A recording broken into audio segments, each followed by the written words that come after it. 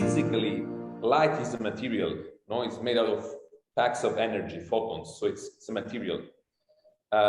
So we generally think about light as something that is untouchable, no, or immaterial, but it's physically it's a material, no. It has this dual, let's say, nature, no. It's a wave and it's a material as well.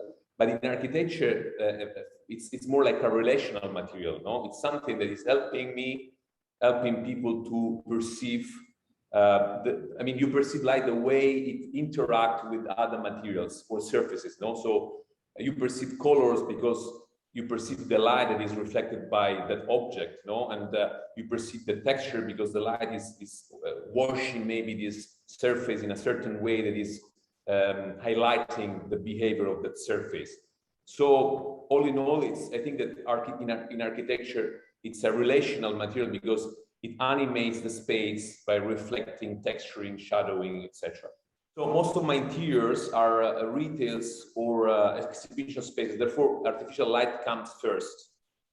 There's no natural light, so we use artificial light to manipulate the sensation inside of the space to highlight certain things within the space, like certain items, objects.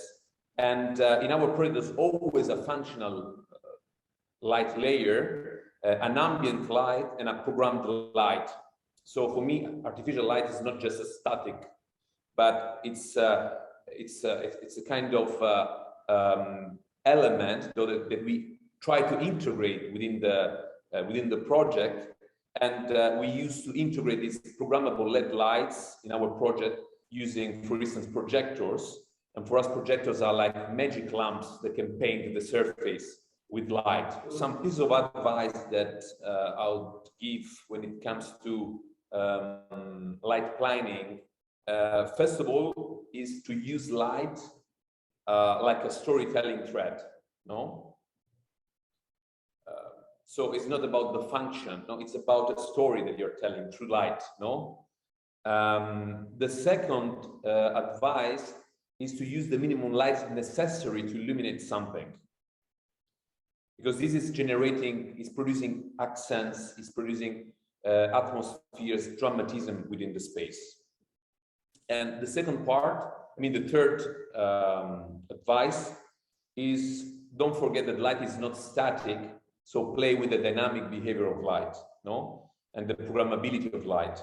For me, technology is a way to unveil, no? To reveal something. It's not just a means, no? It's a creative, it generates a creative dimension within the project. So, so from one side, I'm interested in technology as in my research, but it's just a way for me to express and to communicate. So I'm not like a super techie architect that is just focusing on the latest technology for the sake of technology. No, for me, technology is part of my research to find solution to conceptual problems, and so technology is always dictated by a conceptual necessity. If we consider, for instance, the basement of the Spanish pavilion, where we designed the forest of intelligence, there's not even a project of lighting. No, it's the light is the result of an atmospheric design where, of course, you have the photobioreactor, so we need light for illuminating the algae. Then we have the screens that are emitting lights. We have the projectors that are projecting on the floor, so we have these interactive contents on the floor. But at the same time, we have that every single piece of furniture that is displaying something has its own light integrated. So there's no functional light. The light is already integrated and it's part of the project. In general, if you tell me now, okay, think about a dream connected with light is a project in which the briefing is to sculpt with light without using anything else than light, no? So imagine to have a room, a blank space, and the only material that we have to use is light. So this is more than a dream, it would be like a challenge.